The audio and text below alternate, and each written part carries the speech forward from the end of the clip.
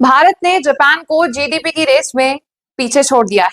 India is now the fourth largest economy in the world after the US, China and Germany with GDP of $4.187 trillion, जहां Japan की GDP है $4.186 trillion. हाँ, ये difference सिर्फ $1 billion का है, जो कि कंट्रीज की जीडीपी के अकॉर्डिंग एक हेयरलाइन जितना डिफरेंस है, लेकिन इंडिया के लिए सिंबॉलिक नहीं बल्कि हिस्टोरिक डिफरेंस है। 1990s में जब जापान वर्ल्ड की सेकंड लार्जेस्ट इकोनॉमी हुआ करता था, भारत लोन्स, रिफॉर्म्स और डेवलपिंग नेशन की कैटेगरी में सफर करता था। और आज वो डिफरेंस भारत ने कॉन्कर कर लिया है। लेकिन जब हम बात करते हैं लाइफ क्वालिटी की, बेसिक नेसेसिटी की, सिविक सेंस की, क्वालिटी एजुकेशन की, हेल्थ फैक्टर्स की, पर कैपिटा इनकम की, तो भारत दुनिया की बाकी बड़ी इकोनॉमी से बहुत पीछे है। पर्टिकुलरली अगर हम पर कैपिटा इनकम की भी बात करें तो जापान है करीब $33,960 पर पर्सन पर ईयर और इंडिया है करीब $2,800। यानी एक जापानीज जितना एक साल में कमा लेता है, एक भारतीय 12 साल में भी नहीं कमा पाता। हाँ, ये तो सिर्फ एवरेज स्टैटिस्टिक्स है, मैथमेटिकल इक्वेशन से एवरेज निकाला गया है सभी के लिए। सच तो यह है कि भारत की 1% पॉपुलेशन के पास देश की 40% वेल्थ है। 1% आबादी के पास देश की 40% संपत्ति है। ऐसे में सवाल उठता है कि क्या हमारी ग्रोथ सस्टेनेबल है? क्या इंडिया की इकोनॉमिक राइज उसके हर नागरिक तक पहुंच रही है? क्या इंडिया की ग्राउंड रियलिटी भी वैसे ही बदली है जैसे largest GDP of the world की लिस्ट में देश की रैंकिंग? एक और बात मैं आपको बता दूं, इंडिया में आज की डेट में 92 करोड़ से ज्यादा लोग रूरल एरियाज में रहते हैं और देश का 50% वर्क फोर्स एग्रीकल्चर पर डिपेंडेंट है, जिसका सिर्फ 15 to 18% जीडीपी का शेयर है। अब ऐसे में सवाल उठता है कि क्या ये रीजनल डिस्पैरिटी हमारे फ्यूचर ग्रोथ को नहीं रोक रही? क्या हम smart infrastructure, technology, manufacturing precision और इकोनॉमिक प्लानिंग में, हेल्थ फैक्टर्स में, स्किल डेवलपमेंट में उतना इन्वेस्ट कर रहे हैं जितना जरूरी है? जापान की इकोनॉमिक सक्सेस हमें बताती है कि सिर्फ जीडीपी बढ़ाना इंपॉर्टेंट नहीं होता, ग्रोथ को हर नागरिक तक पहुंचाना जरूरी होता है। हमें खुशी जरूर है, प्राउड भी फील हो रहा है कि India is now the fourth largest economy of the world, लेकिन क्या हमारी ग्राउंड रियलिटी भी उतनी पावरफुल है जितनी हमारी इकोनॉमिक हेडलाइंस? इंडिया ग्रो कर रहा है, माना, India is the fastest growing economy in the world, fact है, and I am very proud of that. लेकिन उस ग्रोथ का फल आखिर मिल किसको रहा है? I honestly just want a basic answer कि क्या एक कंट्री की ग्रोथ उसके सिटीजन्स को बेनिफिट करने के लिए नहीं होती? Is that too much to ask for?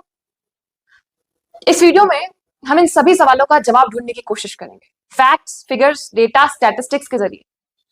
क्योंकि न्यूज हेडलाइंस इंस्पायर करती हैं, प्राउड फील कराती है, जो गलत नहीं है, लेकिन क्वेश्चंस भी तो इवॉल्व होते हैं, क्योंकि ग्राउंड रियलिटी की तो कभी बात ही नहीं होती।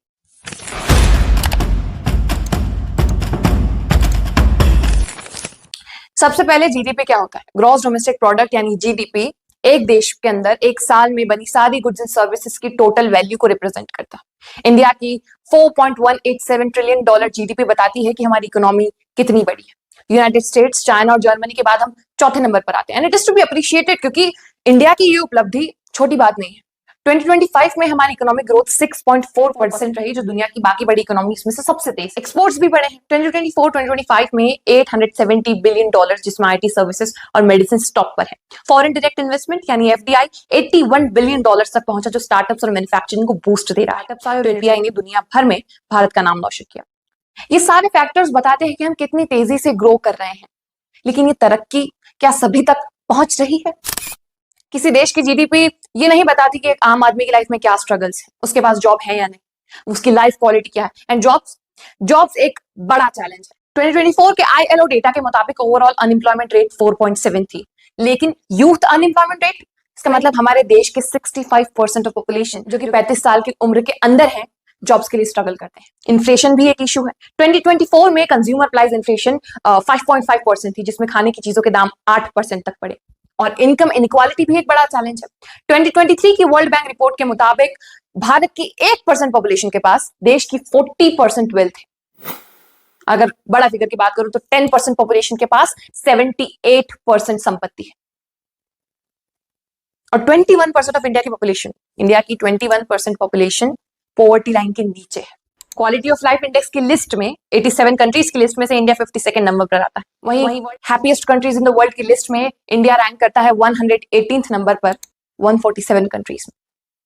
ये सारे नंबर्स, ये रैंक्स बताते हैं कि इतनी ग्रोथ के बावजूद, इतनी बड़ी जीडीपी के बावजूद वो तरक्की सब तक नहीं पहुंच रही। एक और शॉकिंग फैक्ट ये है कि देश के 814 मिलियन लोग, दैट इज समथिंग 82 करोड़ लोग फ्री राशन का बेनिफिट ले रहे हैं, उस पर डिपेंडेंट है। और अगर पर कैपिटा इनकम की बात करें तो इंडिया की है $2,880, वहीं यूएस की है $85,000, जर्मनी की है $56,000, जापान की, एज आई टोल्ड यू, 33,000। ये फर्क दिखाता है कि हमारी आमदनी, हमारी पर कैपिटा इनकम दुनिया की बाकी बड़ी इकोनॉमी से कितनी कम है। परचेसिंग पावर पैरिटी में भी जो लोकल खर्चों के हिसाब से इनकम दिखाता है, भारत का है $11,228, जबकि जापान का है $52,712। इसका मतलब है health care, quality education, better life quality या घर का खर्चा भारत में बहुत लोगों के लिए इतनी मुश्किलों भरा है, लेकिन बड़ी से बड़ी जीडीपीस वाले देशों में ये आसान बात है। ये सच्चाई हमें सोचने पर मजबूर करती है कि इस बड़ी ग्रोथ को इंक्लूसिव कैसे बनाया जाए। रूरल और अर्बन एरियाज में भी काफी बड़ा डिफरेंस है इंडिया में। बड़ी सिटीज जैसे दिल्ली, मुंबई, यहाँ पर इंटरनेट है, मेट्रोज हैं, ऑफिसेस हैं, बेटर लाइफ क्वालिटी। 2024 में 34% पॉपुलेशन अर्बन एरियाज में थी, लेकिन ये 70% जीडीपी जनरेट करती। रूरल इंडिया, जहाँ 66% लोग रहते हैं, वहाँ clean water, electricity, hospital, schools अभी भी मुश्किल से मिलते हैं। 2023 के डेटा के मुताबिक 15% रूरल हाउसहोल्ड्स के पास पाइप्ड वाटर नहीं। ये बड़ा गैप हमें बताता है कि तरक्की सिर्फ बड़े शहरों तक सीमित है, गांव अब भी काफी पीछे है। तो अब कंक्लूजन में यही सवाल उठता है कि when will India really overtake? अगर जापान से कंपैरिजन करते हैं तो क्या दिखता है? इंडिया ने नॉमिनल जीडीपी में तो जापान को ओवरटेक कर दिया, लेकिन क्वालिटी ऑफ लाइफ, टेक्नोलॉजी और सिविक सेंस में हम अब भी काफी पीछे हैं। जापान की पर कैपिटा इनकम है $33,960, लिटरेसी रेट है वहां पर 99% और उनका world class health care and bullet trains और सिविक सेंस, साफ सड़कें, डिसिप्लिन, ट्रैफिक, पब्लिक मैनेजमेंट, सब कुछ टॉप नॉच है। लेकिन इंडिया में, take yesterday's example for instance, the Bengaluru stamping, RCB की फेलिसिटेशन सेरेमनी में जो चिन्नास्वामी स्टेडियम के सामने बाहर भद्दड़ मची, जिसमें 11 मौतें हो गई, 60 से ज्यादा लोग इंजर्ड हुए, क्या दर्शाता है? बेसिक सिविक सेंस की कमी in the public and mismanagement of the government, total system failure. And वहीं IMF के मुताबिक 2028 में इंडिया जर्मनी को भी ओवरटेक कर देगा फिर with $5.58 trillion of GDP. लेकिन बड़ी इकोनॉमीज जैसा living standard, basic civic sense, quality of life, ये सब आसानी से नहीं मिलेगा, काफी टाइम लगेगा इंडिया को इसे अडॉप्ट करने में। ये सब कुछ पाने के लिए quality education, health care facilities, urban planning और लोगों में बेसिक सिविक सेंस होना चाहिए। So, $4.187 trillion GDP of India, impressive. लेकिन अगर इस ग्रोथ का रंग सिर्फ एग्जिट शीट्स पर हो तो हमें समझ जाना चाहिए हम बहुत कुछ मिस कर रहे हैं। प्रोग्रेस की असली एग्जामिनेशन होती है पार्टिसिपेशन। इंडिया को इकोनॉमिक डेप्थ चाहिए, इकोनॉमिक साइज नहीं। हर रिफॉर्म के साथ एग्जीक्यूशन की अकाउंटेबिलिटी चाहिए, सिर्फ अनाउंसमेंट नहीं। हर मेगा प्रोजेक्ट के नीचे लोकल इम्पैक्ट की सोच चाहिए, सिर्फ वर्क ऑनगोइंग फॉर डेकेड्स का टैग नहीं। और मोस्ट इंपॉर्टेंटली, ग्रोथ का फेयर डिस्ट्रीब्यूशन चाहिए, सिर्फ बड़ी इकोनॉमी बनने की हेडलाइन नहीं।